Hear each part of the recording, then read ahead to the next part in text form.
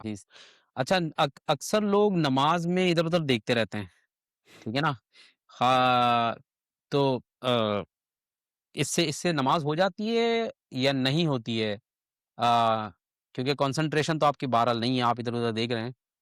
لیکن یہ کہ جو ہے نا اس سے کیا فرق پڑتا ہے؟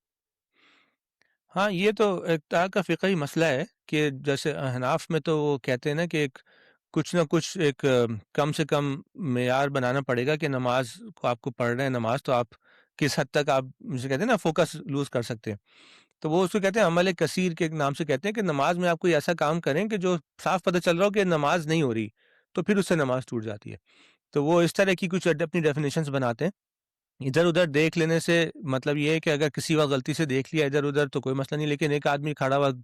نماز پڑھنے کے بجائے ادھر ادھر ہی دیکھے جا رہا ہے تو پھر اس کو خود ہی تب ہر کسی کو کہنا چاہیے بھائی نماز پڑھو دوبارہ سے صحیح سے کیا کر رہے ہو. لیکن یہ کہ یہ مطلب کوئی ایسا مسئلہ نہیں ہے کہ اس کو ہم مطلب علماء فقہ نے تو طے کیا ہے، وہ بتاتے ہیں کہ عمل کثیر کتنا ہوتا ہے، کتنا کریں گے تو آپ کی نماز نہیں ہوگی، جس کو کہتے ہیں چل کے جا رہے ہیں اگر آپ تو آپ کی نماز ٹوٹ جاتی ہے اور اس طرح کی چیزیں ہیں. لیکن یہ کہ اس کے بارے میں عام طور پہ یہی ہے کہ بھائی آدمی کو بتانا چاہیے کہ بھائی تم نماز پڑھ رہے ہو تو نماز پڑھو، مطلب کیا کر رہے ہو. جب آپ کو خود ہی احساس ہو جائے کہ آپ نماز کے بجائے کسی اور چیز میں لگ گئے ہیں تو آپ کو خود پھر دوبارہ شروع کر دینی چاہیے نماز، کیونکہ اب آپ کو یہ سمجھ آ گئی ہے کہ یار میں تو نماز میں تھا ہی نہیں. مطلب ایک تو یہ ہوتا ہے نا کہ چلو پڑھتے پڑھتے آپ کی نظر کہیں چلی گئی یا آپ نے کہیں کسی نے کچھ ہوا اچانک، کوئی گرا، کوئی آیا گیا، آپ کے دیکھ لیا غلطی سے، پھر آپ واپس آ گئے. لیکن اگر آپ لگی گئے اس میں